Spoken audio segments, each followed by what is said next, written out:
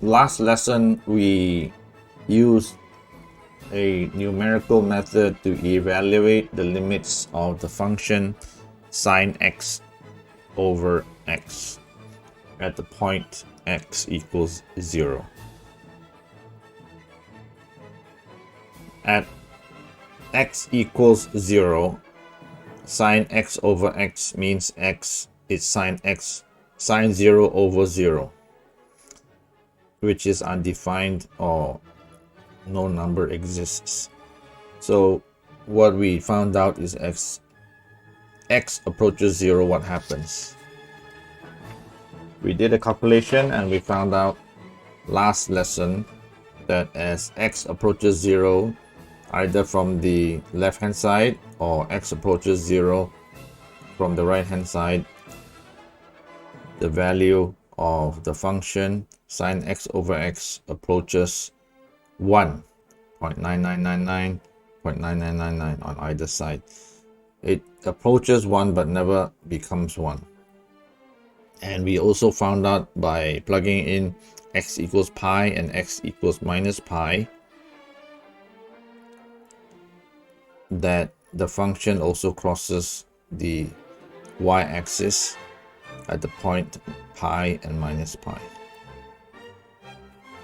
So this is actually called a limit, and the notation is, I will now introduce to you the limit notation.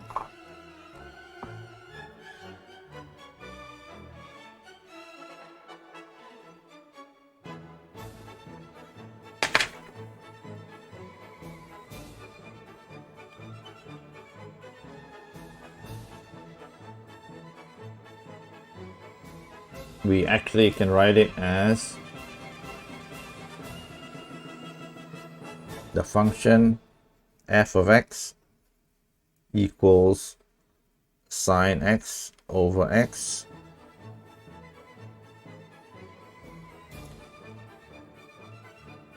and as what happened we found out was that as x approaches 0,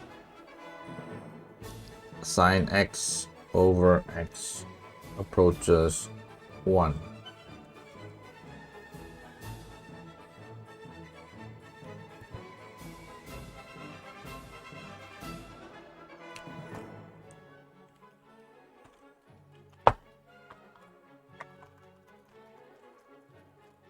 The proper notation to use in calculus is as follows.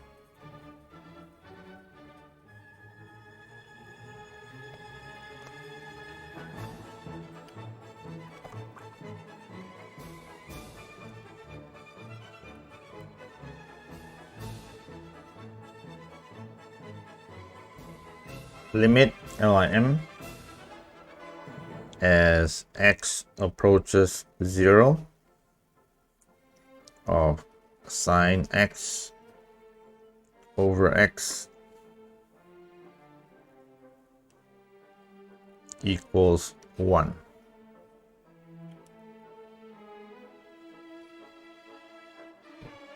As x sine x over x approaches 1 as x approaches 0, but at the limit sine x over x is equal to 1. This can be split into two formats as follows. The first is to say limit of x approaches 0 from the positive. As we found out, we can approach 0 from either the positive or the negative. So the limit of sine x approaches 0 from the positive will yield sine x over x equals 1. And if we approach it from the negative, limit of x approaches 0 from the negative, sine x over x also equals to 1.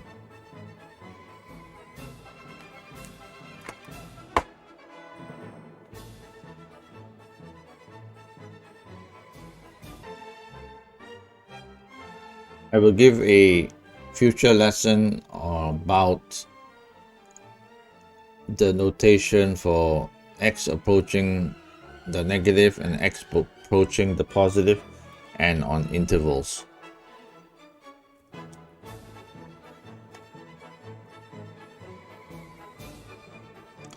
So for this case, for this function case,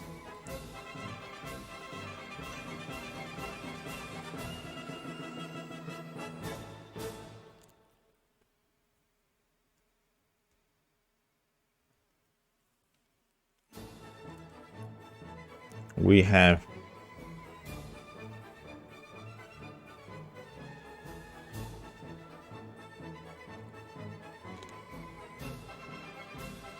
a function which looks like this. It does not touch, this is +1, does not touch 1, and then it goes down here and crosses at minus pi and plus pi. So below that we are not sure what happens, so let's find out numerically by plugging in a few numbers how the function behaves. We will now use our app to find out some points in our curve, in our function sine x over x, as follows.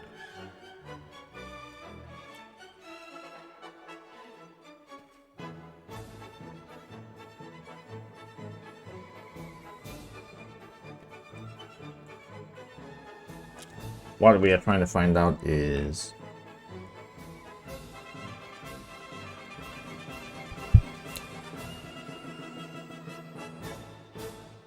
what's happening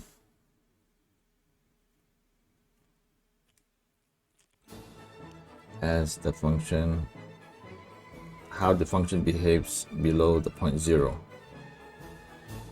below the point y equals 0.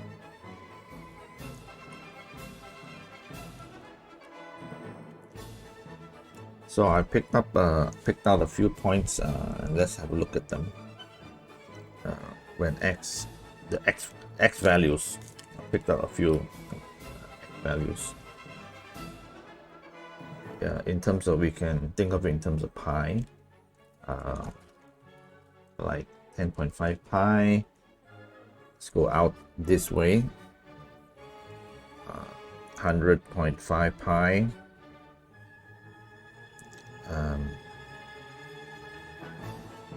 Let's say go out all the way, 1 million pi, 1,000,000.5 pi. The reason why I use 0.5 is so I don't want round numbers of pi, because sometimes that could end up being crossing 0.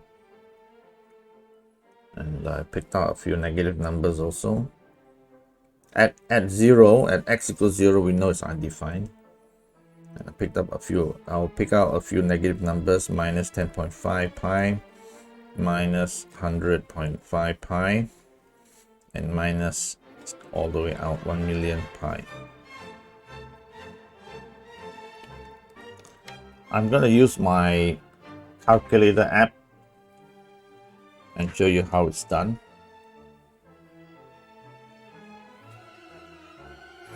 Okay, this is the app here. As you can see, we're going out a little bit further and further and further along the positive x direction, and then we're going out in the negative direction further and further and further, and we write it in terms of pi.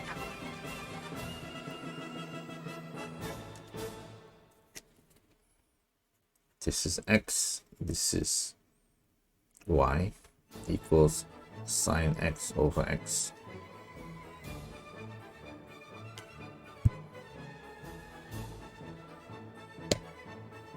Show you how it's done on the calculator app. Sine x over x. So here, sine x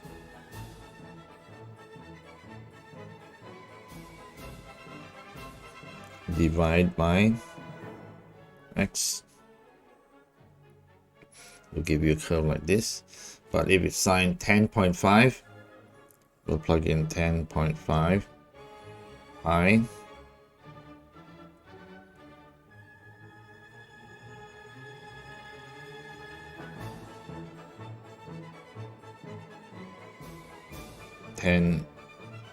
.5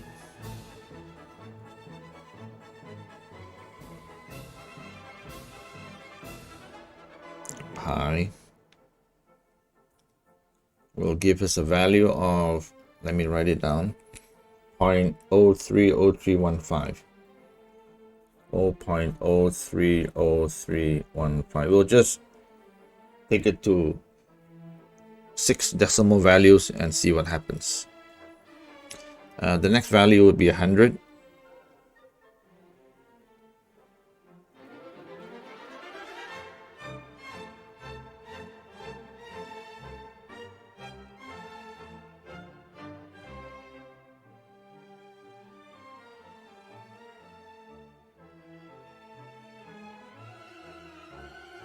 Then I get 0.03167, 0.003167. Now at a million, do you think we are gonna get approach 0 or not? It looks like it could happen. Let's have a look. At a million, that's 6 zeros.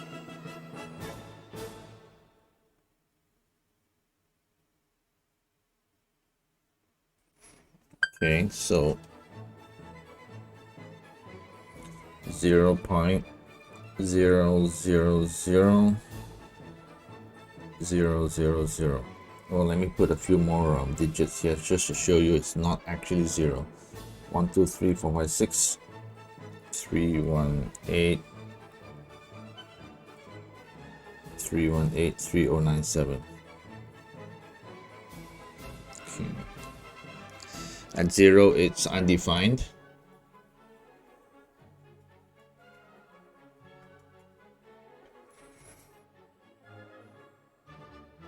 How about negative? Okay, let's look at negative. I can save a bit of work here by putting a negative in front here. So I can do the last one first. Put a negative here.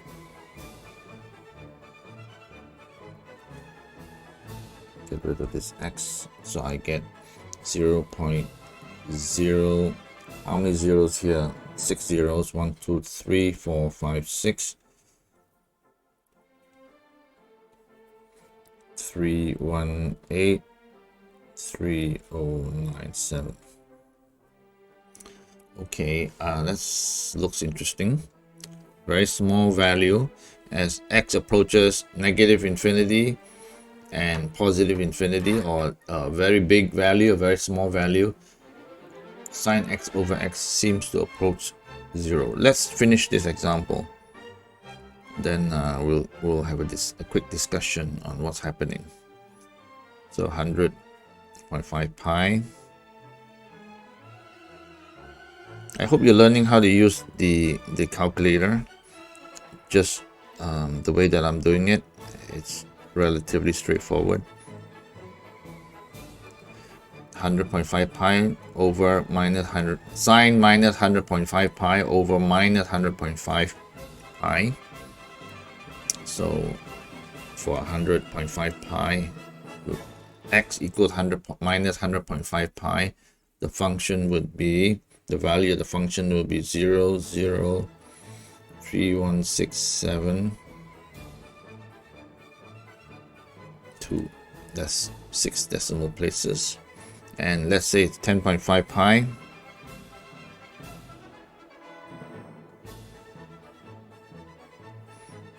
Then it's 0.0303152.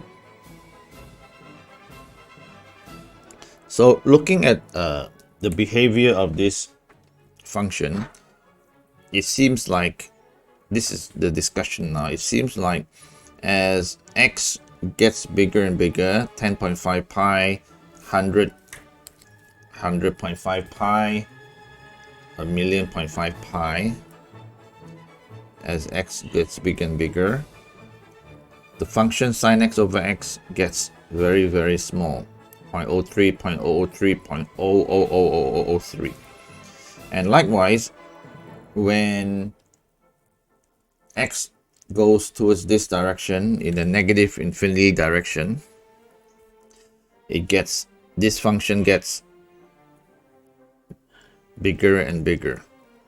Smaller and smaller, sorry. As the negative x gets bigger and bigger, the function approaches 0. You can see it actually approaches 0. 0.0303, 0.0031, 0.000033.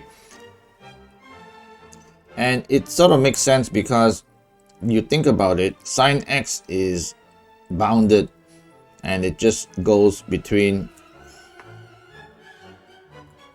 Sine x is a function which I can draw it here, goes between, see it, yep, +1 and -1.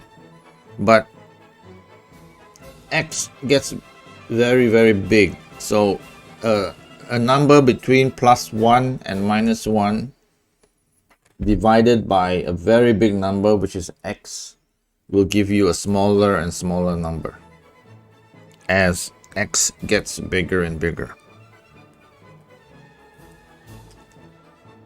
So in fact, let's have a look at how the function looks like with my calculator on my handphone.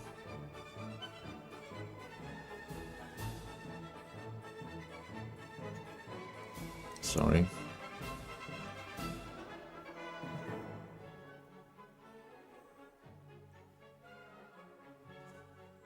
Don't know what's happening. Just give me a second.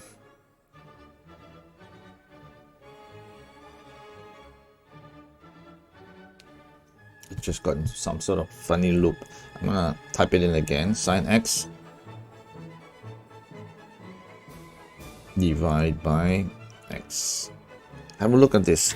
Interesting. So I put a question mark here as to what's happening, and I use a simple numerical plugging in to show you that it gets smaller and smaller. And when you look at the function itself, just by looking at it, you can also tell it gets smaller and smaller as that x gets larger and larger, because sine x is between +1 and -1, and x gets bigger and bigger. So indeed, when you look at this function, sine x over x in the calculator, in the app,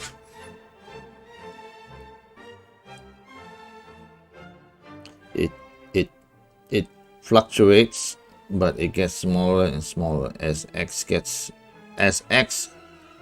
and minus x gets bigger and bigger. It approaches 0. So for interval, for the limit notation, we can actually write it as follows. I'm gonna keep this here. I'll put it here. I can actually write it as the limit as x approaches positive infinity, sine x over x. It approaches 0, but we can actually also say it's equal to 0. And the limit of x approaching minus infinity, sine x over x, also equals 0. As we can see, as x gets bigger and bigger, the function approaches 0, and x gets smaller and smaller towards negative infinity, the function also gets towards 0. In fact, I can actually write it as one limit, which is the limit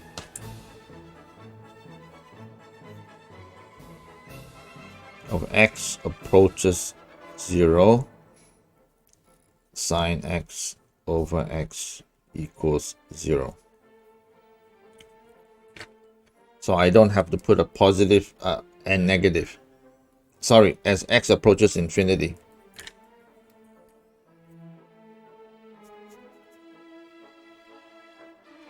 I don't have to put a positive or negative infinity over here. I can actually write it as sine x over x equals 0, as the limit of sine x over x equals 0 as x approaches infinity. Not positive or negative infinity, but just writing it as infinity by itself.